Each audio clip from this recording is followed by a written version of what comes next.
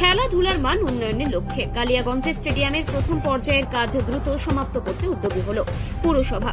স্টেডিয়ামের দর্শক গ্যালারি নির্মাণ কাজের অগ্রগতির হাল খতিয়ে দেখলেন পুর প্রধান রামনিবাস সাহা। কালিয়াগঞ্জের রশিদপুর এলাকায় 2019 সালে স্টেডিয়াম নির্মাণের কাজ শুরু করেছিল কালিয়াগঞ্জ পুরসভা। কোভিড মহামারীর কারণে নির্মাণ কাজ বেশ কিছুদিন বন্ধ ছিল, তবে ইতিমধ্যে গ্যালারি নির্মাণের 80% কাজ সমাপ্ত হয়েছে। 2024-25 অর্থবর্ষের মধ্যেই বাকি কাজ শেষ করার লক্ষ্যমাত্রা নিয়েছে পুরসভা। লক্ষ্য পূরণেই বুধবার কালিয়াগঞ্জ পুর স্টেডিয়ামের কংক্রিট গ্যালারির নির্মাণের ঢালাই শুরু হয়। পুর প্রধান রামনিবাস সাহা কি বললেন শুনুন।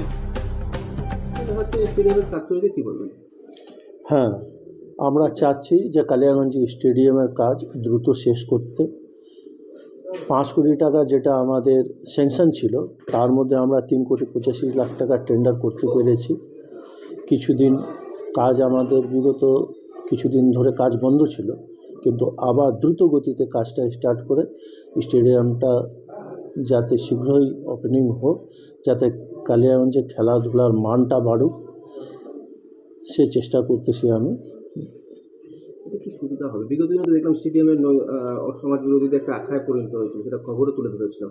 না, আপনাদের খবরের মাধ্যমে যখন আমি জানতে পারি, আমি নিজে সরজমিনে তদন্ত করে আইসি সাহেবকেও বলি, আইসি সাহেবকেও আমি একদিন নিয়ে গেছিলাম। নিয়ে যাওয়ার পর ওই সমাজ বিরোধী যারা আছে এখানটা কিছুটা হলেও কমছে, তাও একদম জিরো লেভেলে এখনও নির্মূল করতে পারেনি। কিছু আছে, আপনাদের কথা মতো ঠিকই বলছেন আপনারা। সেটাও থাকবে না। যখন ওপেনিং করার আগে দেখবেন, চারদিক দিয়ে ব্যারিকেড করে ঘেরা দিয়ে সিকিউরিটি দিয়ে ওই জায়গাটা একদম খেলাধুলার পজিশনে নিয়ে আসার একটা, যাতে এখানটা ছেলে হোক মেয়ে হোক যেই হোক খেলাধুলা করতে গেলে কারো কোনো অসুবিধা যাতে না হয়, সে চেষ্টা আমি করতেছি।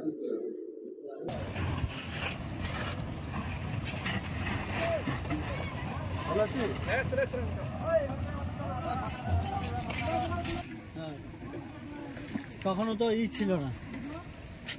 আমরা জেলার এই উত্তর দিনাজপুর, দক্ষিণ দিনাজপুর, মালদা প্রচুর মাঠ আমার দেখা আছে।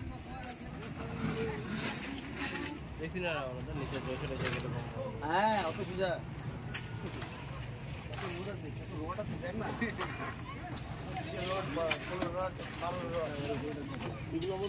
বিশাল চওড়া, 3 ফিট করে আছে মনে হয়।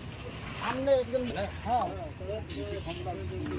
পিছনে একজন বসবে, পা রাখবে, এখানে আবার ফাঁকা থাকবে।